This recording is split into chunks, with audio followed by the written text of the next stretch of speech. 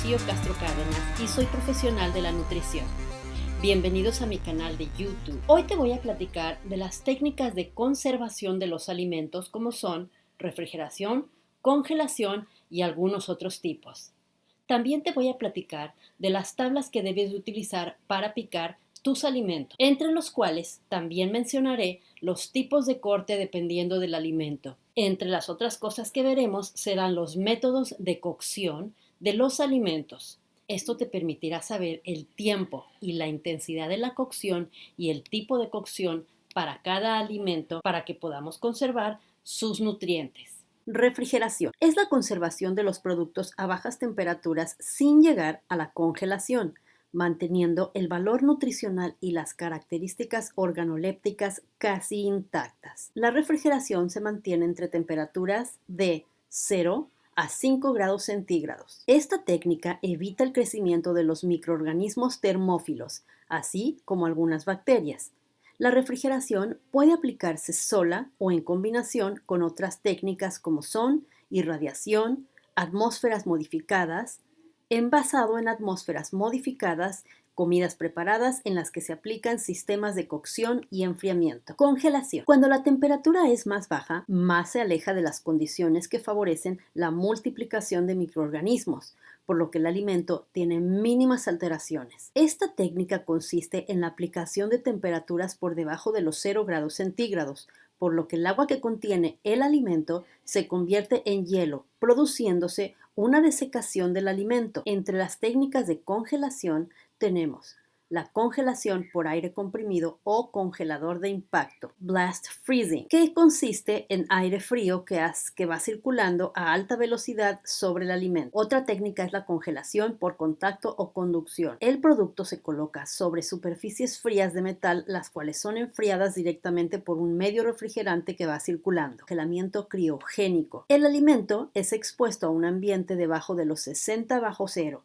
rociando nitrógeno líquido o CO2 líquido en la cámara de congelamiento. Otra técnica de congelación es el congelamiento criomecánico por convección o conducción. Esta consiste en que el alimento primero se le aplica la congelación criogénica y luego se usa la refrigeración mecánica directa para acabar con el congelamiento. La temperatura de la congelación elegida a nivel internacional es menor a los 18 grados centígrados, ya que debajo de esa temperatura no es posible la proliferación de bacterias. Con respecto a las técnicas de refrigeración y de congelación, hay un punto muy importante que debemos considerar y es que siempre se debe de mantener la cadena de frío en las técnicas de conservación por frío, lo cual consiste en mantener la temperatura en frío durante todo el proceso por el cual pasa el alimento, desde su producción, transporte, recepción, almacenamiento,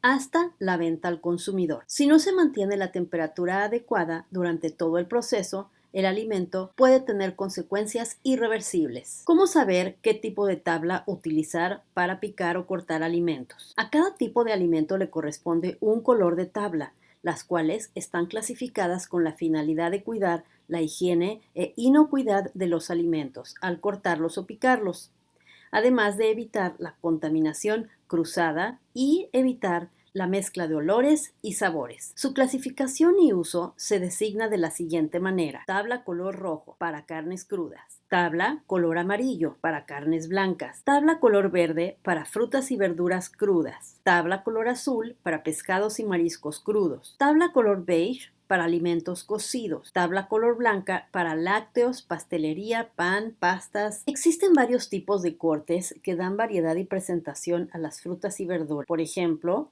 pelar a vivo. Se retira la cáscara de afuera con el cuchillo para dejar solo lo de adentro, como se hace con el melón, papaya o piña. También existe el corte en rodajas. Consiste en que cuando la fruta ya quedó pelada a vivo, se realizan cortes en rodajas siguiendo la forma de la fruta y es muy común en la naranja y la manzana. Corte historier. Es un corte muy decorativo en el que se realizan cortes en forma de zig-zag hasta llegar al centro de la fruta.